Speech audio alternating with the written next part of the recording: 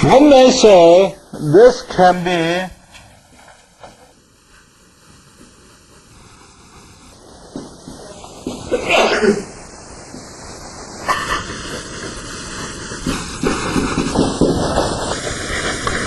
so one may say any periodic excitation can be regarded as the superposition of harmonic excitation. Therefore, in this case, I do know the magnitude and phase look like this. Therefore, I know the magnitude and phase of this case. I know the magnitude of this case, this case, this case. Therefore, I know the response due to the periodic excitation if I do know the magnitude of this excitation. That essentially has to do with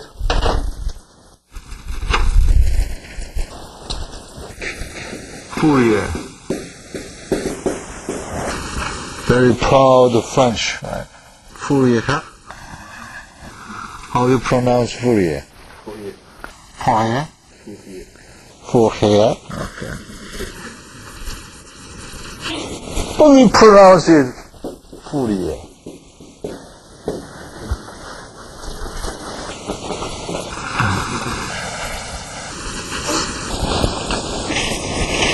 I don't care if you call it Kim Yang-Han,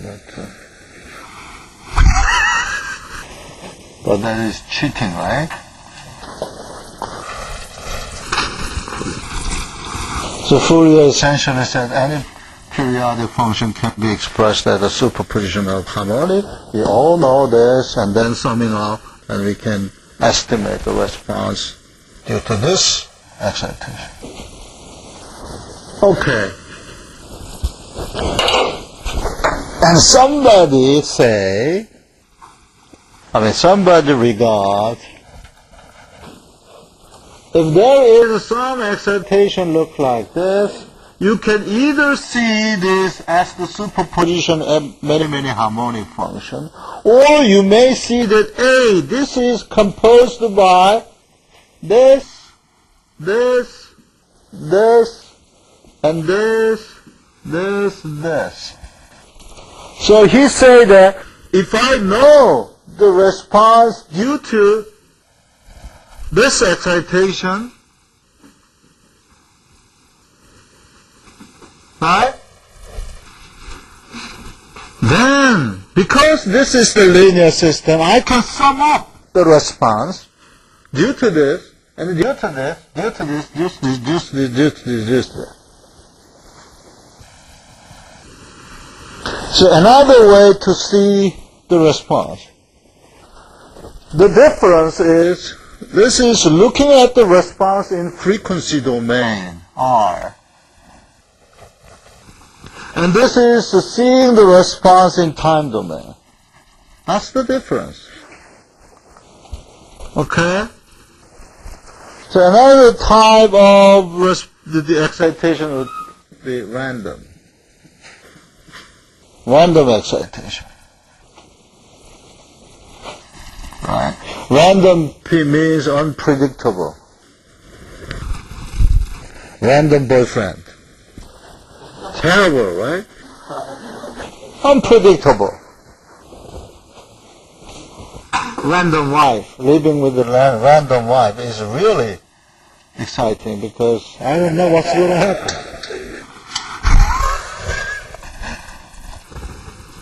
Living with harmonic excitation type girlfriend, it's boring, right? You can expect what's gonna happen, right? It's very boring, right? You can expect what she's going to do for you, right? It's boring. At least to me, it's boring. So it should be somewhere between random and harmonic. Yeah, that's the concept. That's the concept. And my relation with my wife has some reasonable randomness and the harmonic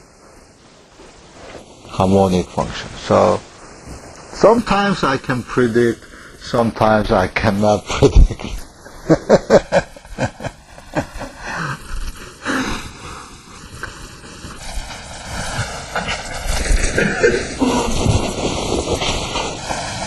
If I know the response due to the unit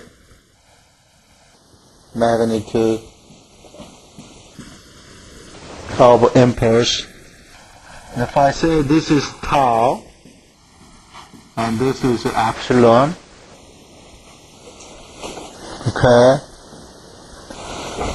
when epsilon goes to 0, then this type of function we call delta function.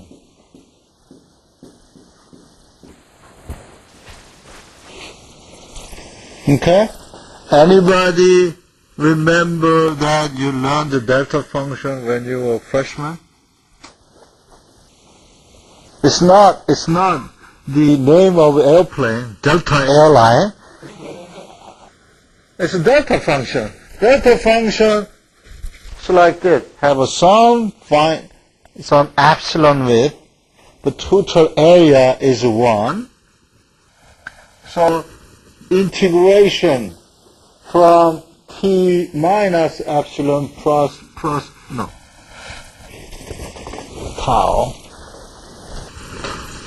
tau minus epsilon plus tau plus epsilon delta t minus tau dt is equal to 1. Okay? Okay?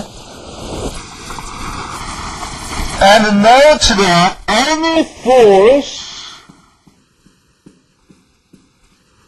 can be expressed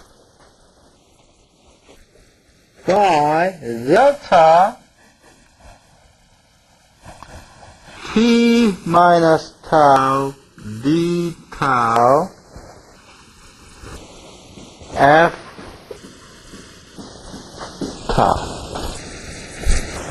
Right? What? Physically means that if I know the response due to delta t minus tau, then the response due to f tau would be sum of the response, because integration is a sum. Right? So basic idea of using delta function is valid what? If the system of vibratory system is linear. If the vibratory system is not linear, then using the concept of delta function is not valid. Okay? So I will stop this lecture here and I will move on to the details about the general force to response case next lecture. But I want you to work on the example, okay, example 2.5.2, okay, example 2.5.2, right now, and then hand in to my assistant. This is another type of surprise quiz.